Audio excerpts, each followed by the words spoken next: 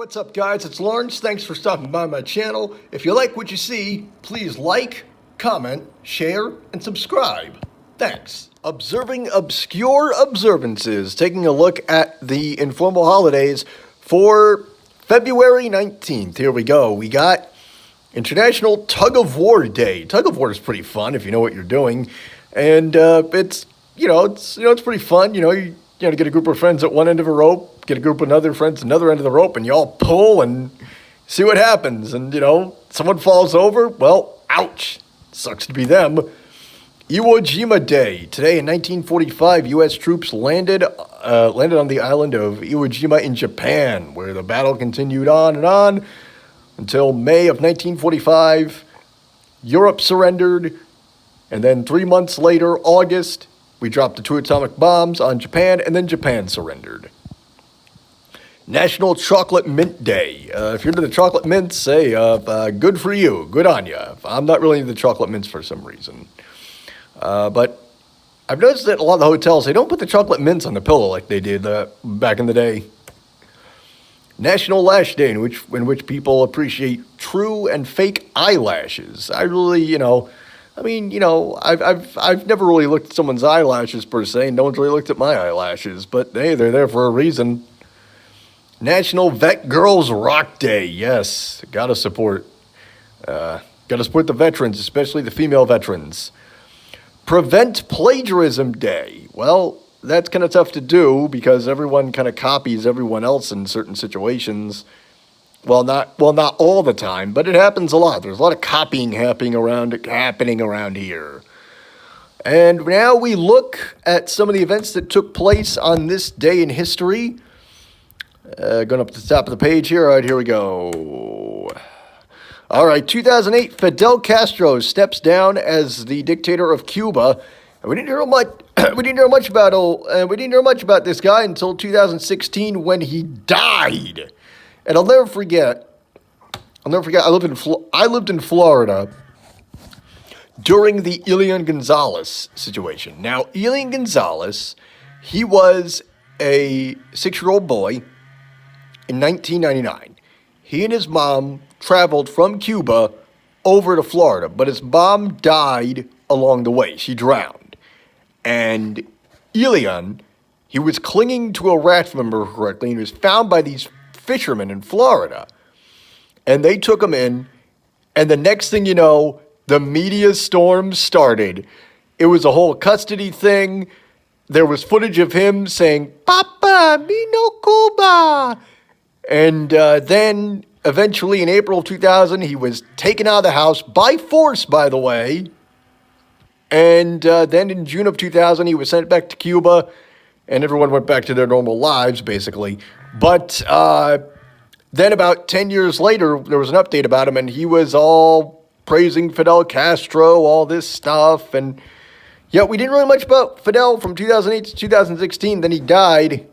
And not a lot of people were mourning him, at least that I know of.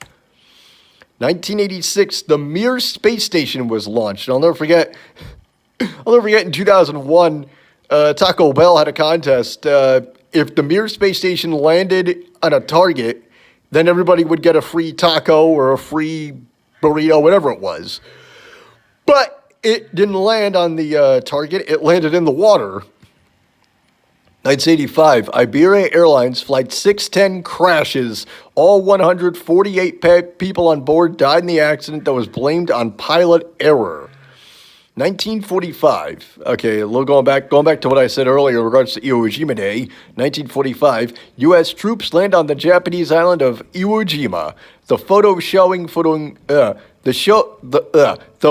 showing 4 Marines erecting a U.S. flag on the island has become one of the best-known images of World War II. And I believe today was in 1942 when Franklin Delano Roosevelt signed the order to round up Japanese American citizens and place them in internment camps. Now, let's rewind that one more time. I'm going to repeat that real quick.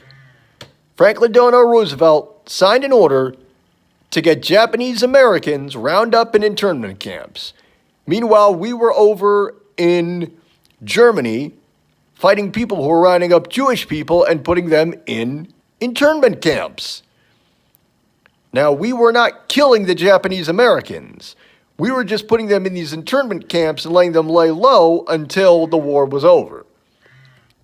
There's a very famous Japanese American who had that experience, George Takei from Star Trek, also the announcer on the Howard Stern show, and he's been in a bunch of other different projects, and he actually gave a TED Talk one time, and it's a very nice TED Talk, and I'm actually going to put it in the description. And so go check him out. He's a really good speaker, really good speaker. And the other thing on this list, 1878, Thomas Edison patents the first phonograph. It was the first machine able to reproduce recorded sound. And look at what we got today. We got stuff like the microphone, and we got computers to record it, and we got mixing boards and all this other stuff. So it's really cool to see where the technology has gone versus where it was years ago. Years ago, it was a wax phonograph disc, and it can only record so much, and the sound quality was not so great. Now we have all these techniques to record various things, and it is amazing to see. Sorry about that. The way technology has gone. All right, well, that's all I got on that one. I'm Lawrence Ross, and I'll see you later. Bye-bye. Hey guys, it's Lawrence. Well, that's the end of the video, but before I go, I want to thank you guys for checking out the content. If you like, you can check out my radio show every Friday evening at 7 p.m.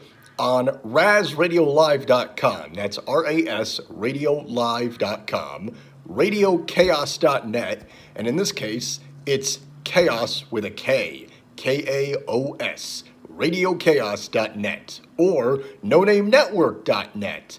It's called the LRWS, and check it out. We also have a store, teespring.com, T-E-E, spring.com/stores/LRWS. And if you want, you can check out my Patreon page, patreon.com/LRoss1987. Thanks for watching.